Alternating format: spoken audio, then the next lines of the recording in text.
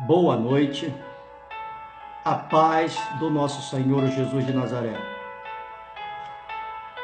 Mais uma vez, aqui estou para trazer mais uma palavra para os amados irmãos. Hoje eu queria trazer uma palavra que fala a respeito de dois tipos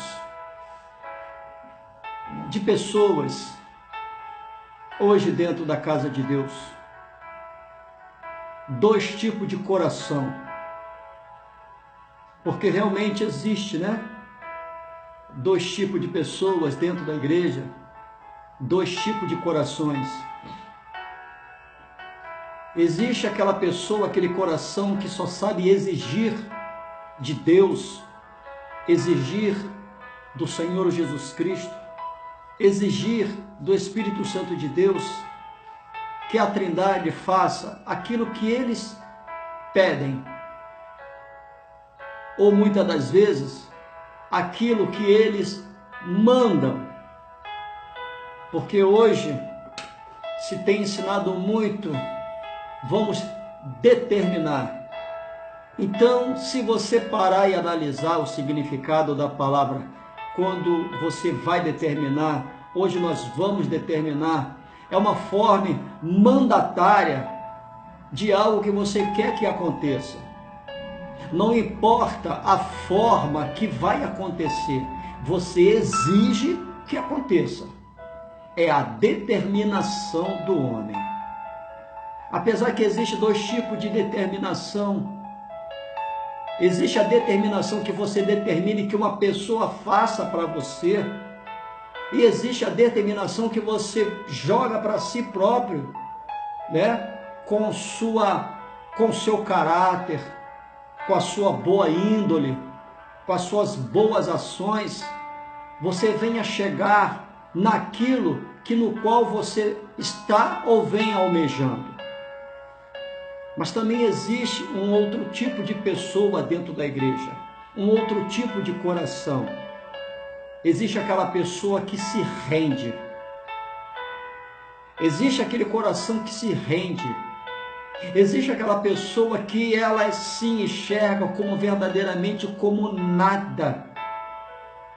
Existe aquele coração que ele se enxerga realmente como um coração contrito, como um coração que lamentavelmente bate dentro de um corpo pecaminoso. E esse coração dele pode proceder, com certeza, procede todos os sentimentos humanos, ou seja, todos os sentimentos deste século. Não somente o amor, não somente a piedade, mas principalmente, na maioria das vezes, também procede a ira, a raiva, a cólera, a inveja, procede também esses sentimentos. E a gente vai falar a respeito de dois homens que ao final da vida de Jesus Cristo estiveram ao seu lado. Não eram os apóstolos, não eram as pessoas que se encontravam lá embaixo para, após a morte de Jesus Cristo, requerer o seu corpo para sepultá-lo. Não. É a respeito de dois homens que ao final da vida de Jesus Cristo se encontravam ao seu lado. Um à sua esquerda e outro à sua direita.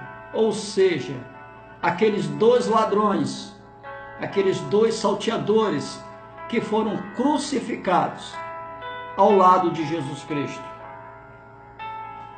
O primeiro é o ladrão que exige, é um tipo de pessoa dentro da igreja, é aquela que vai para a igreja somente para exigir, não vai para cultuar, não vai para buscar a Cristo simplesmente por ele ser o Cristo, o Filho de Deus, merecedor do verdadeiro culto, o nosso culto racional, o Cristo merecedor de toda a nossa honra, de toda a nossa glória, perdão, de toda a honra para Ele, de toda a glória para Ele, o Cristo merecedor de todo louvor, o Cristo merecedor de toda adoração, o Cristo merecedor de toda devoção. Este não é a pessoa que vai à igreja ou que está em qualquer outro lugar dando isso para Cristo. É o homem, é o coração exigente, que só quer exigir, estando dentro da igreja ou estando fora dela. Em nenhum momento busca-se um tempo para reconhecer que não se é nada e que Cristo é tudo. Veja bem, ali no livro de Mateus, no capítulo 27, do verso 38 ao verso 43, e diz assim: e foram crucificados com eles 2 salteadores, um à sua direita e o outro à sua esquerda. E os que passavam blasfemavam dele, meneando a cabeça, e dizendo: isto um dos salteadores, e dizendo: tu que destrói o templo e em 3 dias o reedificas, salva-te a ti mesmo, se és o Filho de Deus, desce tu da cruz. E da mesma maneira também os príncipes dos sacerdotes com os escribas e anciões e fariseus, escarnecendo, diziam: salvou os outros e a si mesmo não pode salvar-se. Se é o rei de Israel, desça agora da cruz e creremos nele. Confiou em Deus, livre-o agora. Se o ama, porque disse: sou filho de Deus. Veja bem, versículo 42, olha só o que diz: salvou os outros e a si mesmo não pôde salvar-se. Se é o rei de Israel, desça agora da cruz e creremos em ti.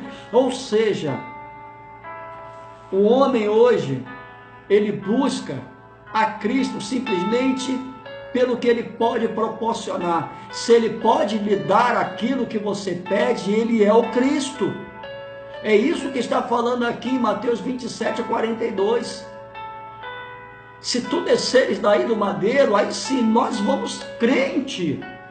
Ou seja, se tu me der, eu vou crer, eu vou acreditar que tu é o Cristo. Porém, se tu não me der, tu não é nada. Tu só tem o nome de Cristo, porém eu não vejo tu fazer nada, então tu não é nada.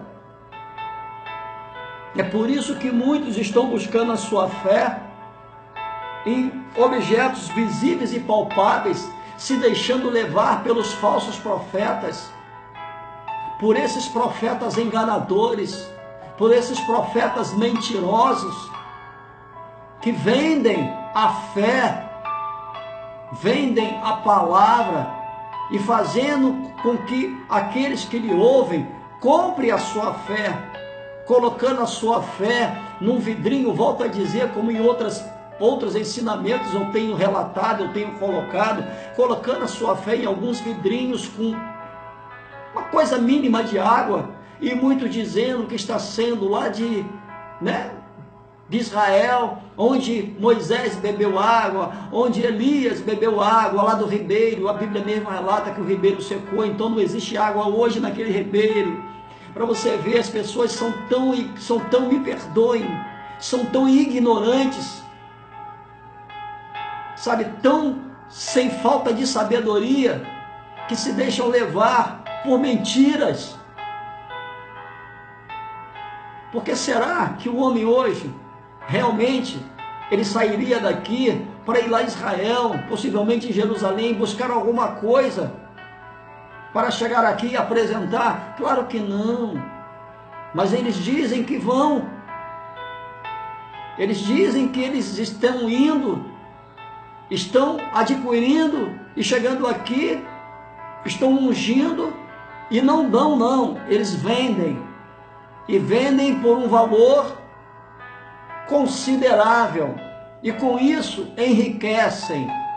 E quanto isso, você empobrece, não somente financeiramente, mas principalmente empobrece espiritualmente. Essa é a maior pobreza, é a pobreza espiritual. Porque eu vi, no outro dia, eu vi um pastor, ele faz um stand-up na mídia. Ele tem várias pregações dele no YouTube. Eu até via, não vou mentir para você, eu até via, mas aí depois eu comecei a analisar algumas coisas que ele falava. E eu pude ver que algumas coisas que ele falava não batem com a Bíblia. Ele colocou assim: Abraão não era rico, Davi não era rico, e fulano não era rico, e Beltrano não era rico, e ciclano não era rico. Por que que quando chegar na minha vez eu tenho que me lascar? Então, quando eu ouço, quando você ouve, quando nós ouvimos, né, um homem que se auto-intitula um pastor, principalmente um homem que é visto por dezenas de centenas de milhares de pessoas, né, que tem, como é que eu posso dizer assim, um grande ministério, um ministério reconhecido. Quando ele abre a boca para falar isso, que para mim é uma besteira, que eu acho que o pastor que se preza, ele não abre a boca para falar besteira, ele fala a Bíblia. E eu fiz um estudo, veja bem, Deus, quando chama Abraão, Abraão ele já era rico. Abraão já era rico, ele não se enriqueceu após o seu chamado. Abraão já tinha uma situação financeira tranquila.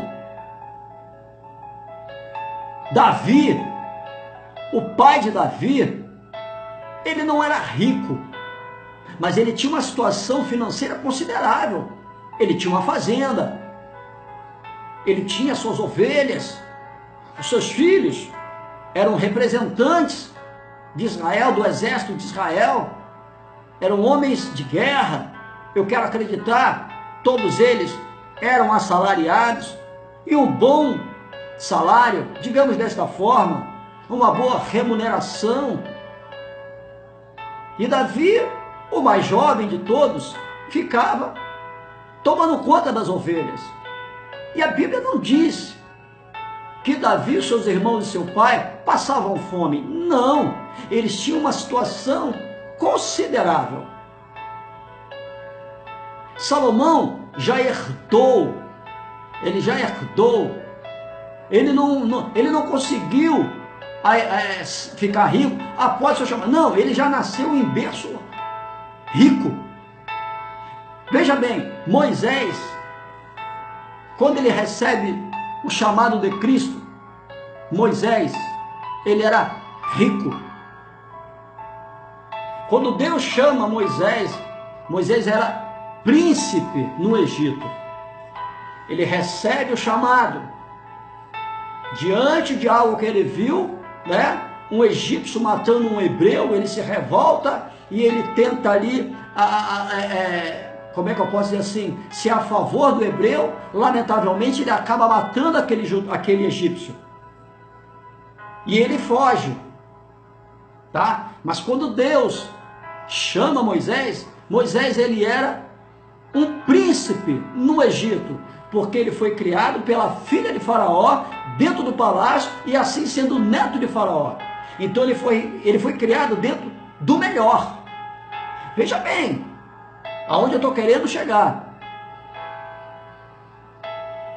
Após ele ter o chamado dele, Deus prepara ele 40 anos. Depois ele passa mais 40 anos no deserto. Depois ele chega na sua tranquilidade. A Bíblia não diz que Moisés enriqueceu. A Bíblia não fala isso.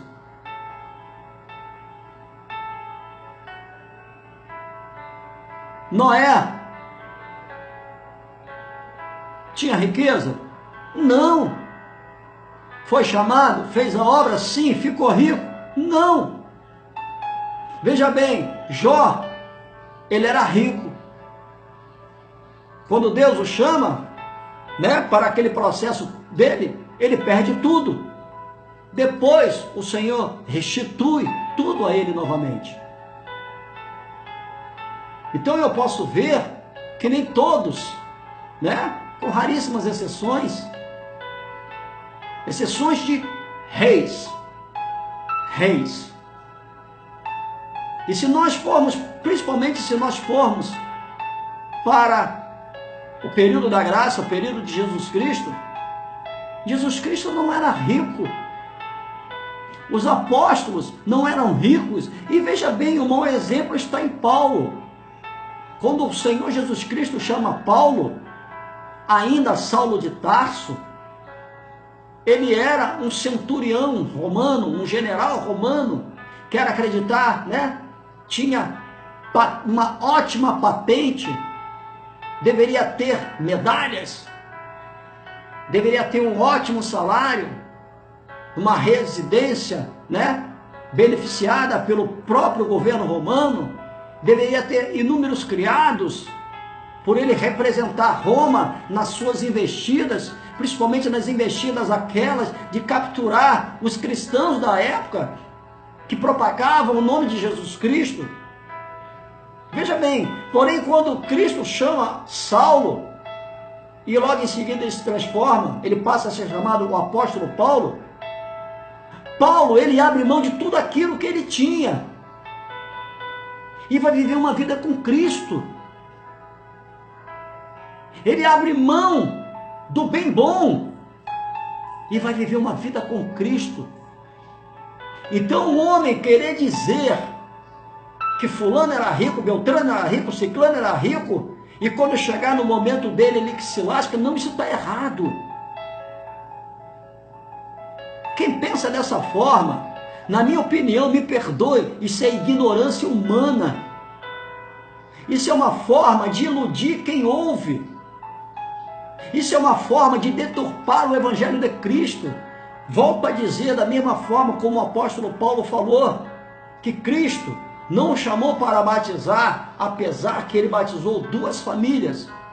Porém, o Senhor o chamou para ensinar o Evangelho de Cristo, para que a palavra da cruz não fosse anulada. O Evangelho, na verdade, que tem que ser ensinado, não é esse Evangelho mentiroso que hoje tem se pregado, mas o Evangelho que eu e você, nós temos que ensinar é o Evangelho da cruz. Não é um evangelho de tomar lá da cá, não é um evangelho palpável nem visível, não é um evangelho deste mundo, é o evangelho da cruz, ou seja, anunciar os novos céus e a nova terra. Esse é o verdadeiro evangelho que nós temos que anunciar, não esse evangelho de riquezas, de prosperidades, de bênçãos, de conquistas e essas malditas campanhas que se tornaram um câncer dentro da igreja.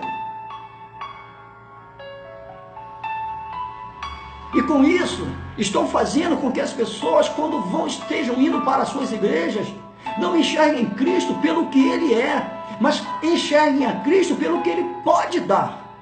Que foi o caso daquele homem aqui.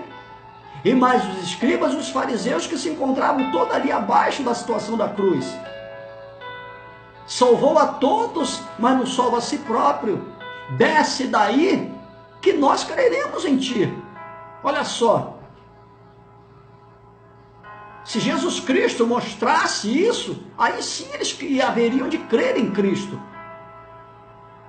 Como Ele não fez, não creram, não o aceitaram.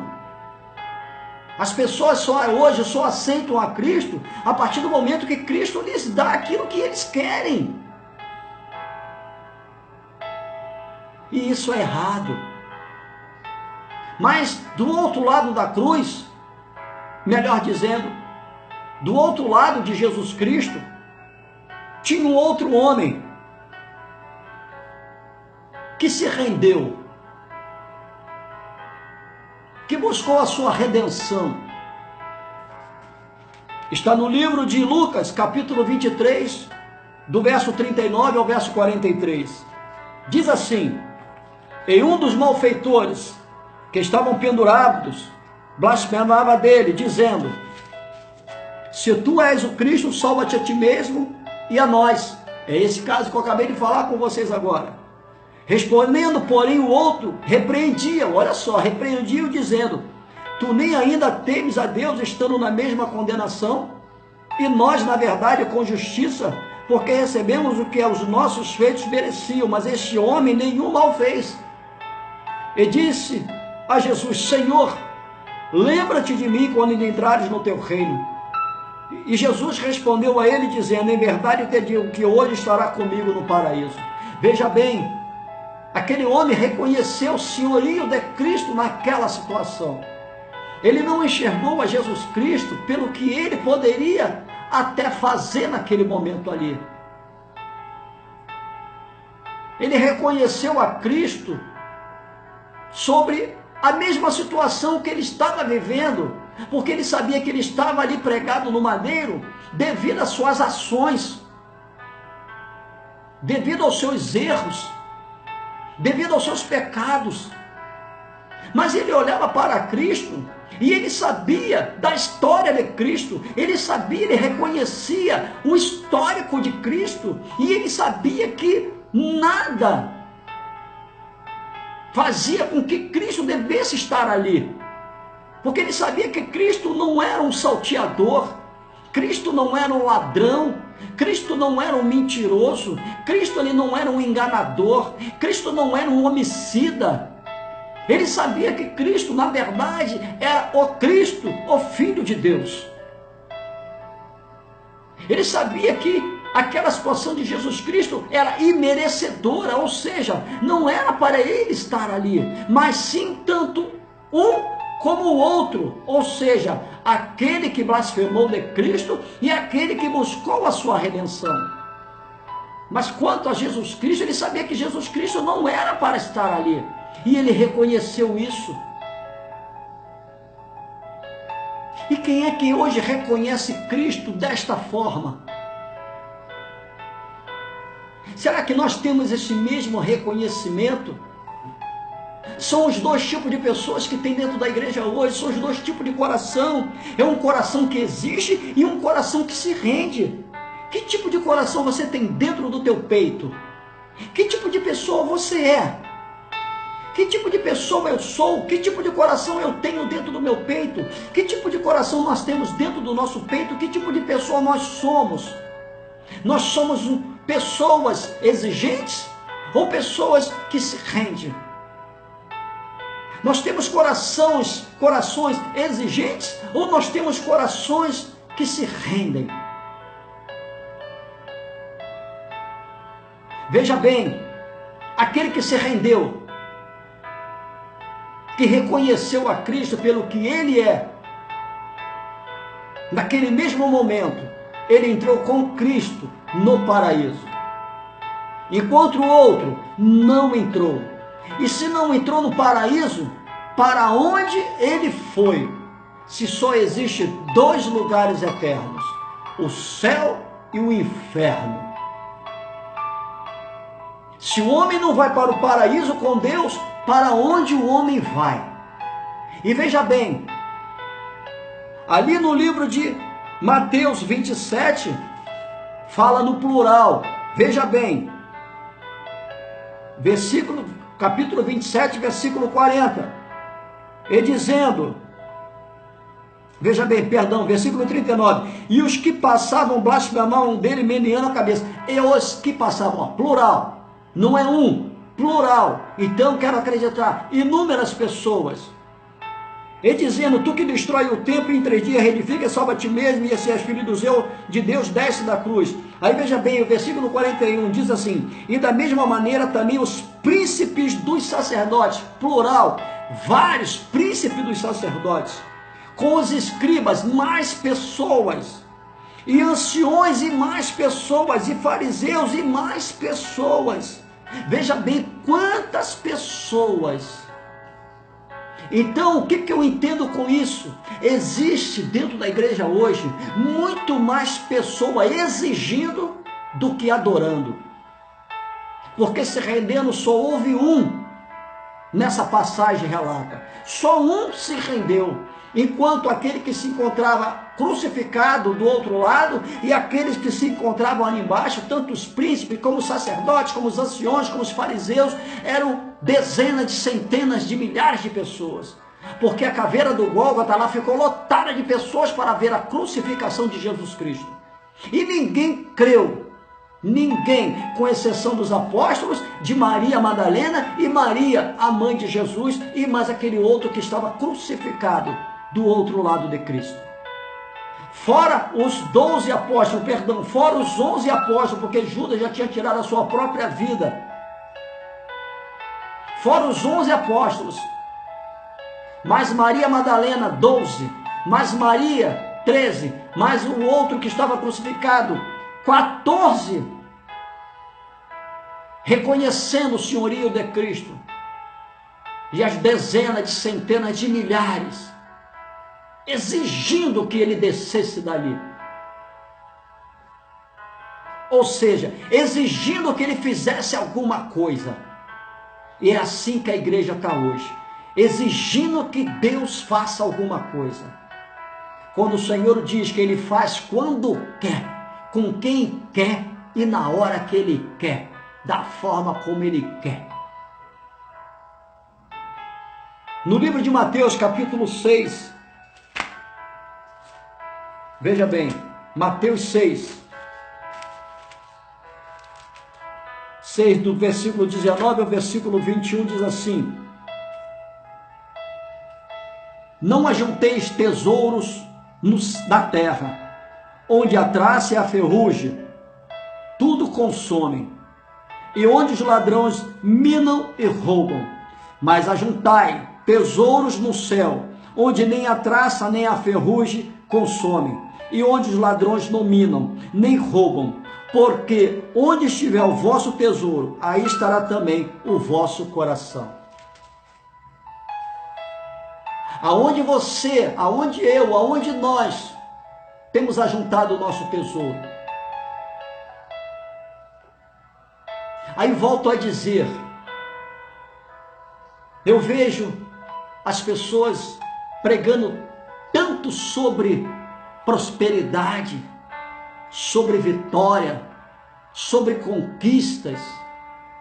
Aí eu faço uma pergunta: qual a vitória que a igreja hoje ela está tendo? Qual a conquista que a igreja hoje está tendo? Eu não vejo a igreja conquistar nada. Eu não vejo a igreja sair vitoriosa em nada. Eu vejo sim o mundo, este século, invadindo a igreja, atropelando a igreja. Porque o mundo entrou dentro da igreja e tomou posse. Já não vejo mais homens e mulheres de Deus, temente a Deus, principalmente nos altares. Porque em uma das pregações minhas, em um dos meus ensinamentos, um dos últimos, 2 últimos, se não me falha a memória, eu ministrei uma palavra, eu fiz um ensinamento a respeito de 2 tipos de profetas no mesmo altar, tendo como base de tema ali a passagem de Elias e os profetas de Baal. Foi usado um único altar, porém como 2 tipos de profeta: os profetas de Baal e os profetas de Aserá, e o outro, o profeta de Deus chamado Elias. Usaram 2 cordeiros? Sim, mas o altar foi o mesmo. Que tipo de conquista a igreja está tendo? Que tipo de vitória? A igreja está regredindo. Eu vejo cada aberração dentro da casa de Deus nos últimos dias que só misericórdia. É por isso que o Senhor diz na palavra dele que naquele grande dia ele vai ter mais misericórdia de Sodoma e Gomorra do que com o presente século. Se ele fala isso, e olha que ele acabou com Sodoma e Gomorra com bolas de fogo descida do céu, ele destruiu essas 2 cidades, porque cheirava mal as narinas de Deus. Se ele destruiu essas 2 cidades com fogo, e olha que tanto elas duas como Babilônia não houve dentro da Bíblia 2 ou 3 cidades tão podres e pecaminosas como Sodoma e Gomorra e a possível Babilônia. Mas se Deus ele vai ter mais misericórdia com aquelas 2 cidades e não terá com este século, meu Deus, é porque este século verdadeiramente está só a graça. E uma coisa que me chama a atenção, a igreja está dentro deste século. Ela não está fora, como se esse século fosse uma redoma, uma bolha, e a igreja estivesse fora dela. Não, a igreja ela está inserida neste século. E se você for ali no livro de 1 Pedro, capítulo 4, você vai ver que o julgamento da igreja, o julgamento deste século, vai começar dentro da igreja. Meu Deus. Uma vez eu estava lendo a palavra de Deus ali no livro de Apocalipse, a uma das cartas que o apóstolo João escreve às igrejas da Ásia. E algo que me chamou muita atenção foi a igreja, quer ver? Está em Lucas capítulo 2, verso 17. Lucas não, perdão, Apocalipse capítulo 2, verso 17.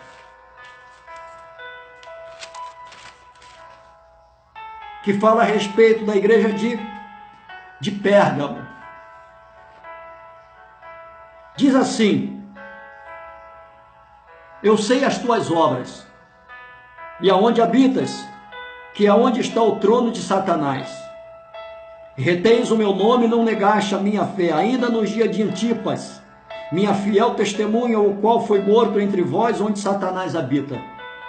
Mas umas poucas coisas tenho contra ti, porque tens lá os que seguem a doutrina de Balaão, o qual ensinava Balaque a lançar tropeços diante dos filhos de Israel, para que comessem dos sacrifícios da idolatria e se prostituíssem.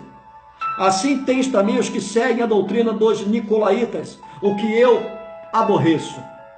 Arrepende-te, pois, quando não, em breve virei a ti, e contra eles batalharei com a espada da minha boca. Ou seja, muitas das vezes você pode até abrir a boca e falar assim: mas pastor Augusto, eu não faço, eu não cometo, eu não exercito o erro, o pecado que eles exercem, que eles cometem, que eles fazem. Tudo bem, você pode até não fazer, mas você concorda, você aceita.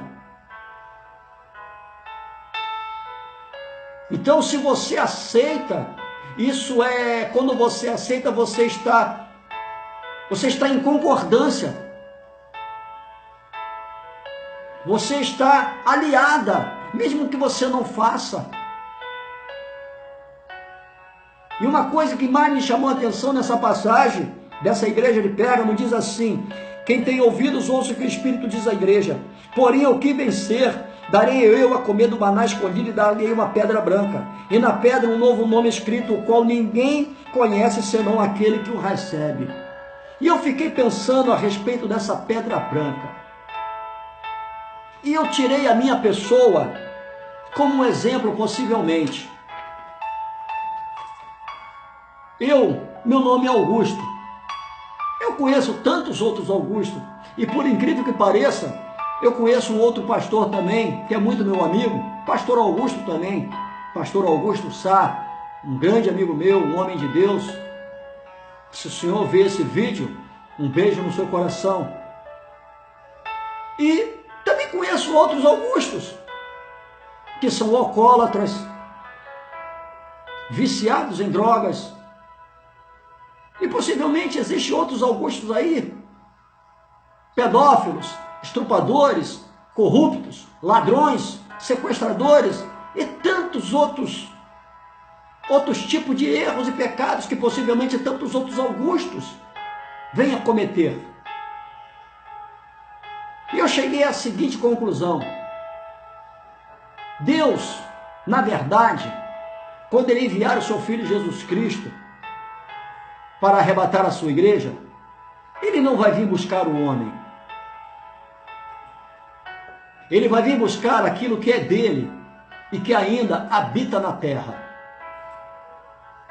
E o que é que ainda o que é de Deus e que ainda habita na terra. É o seu Espírito. Porque já pensou? Ele volta a dizer, meu nome é Augusto. Aí Jesus vem e chama, Augusto. Já pensou quantos Augustos vão se apresentar?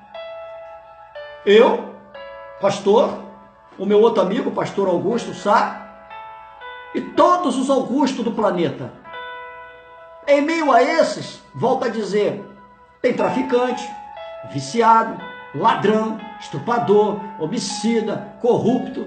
E a Bíblia diz que no céu o pecado não entra.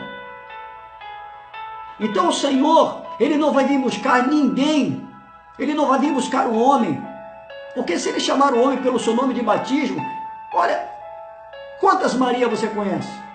Eu acredito inúmeras. Existem Marias, mulheres de Deus? Sim, mas quantas que não valem nada? Também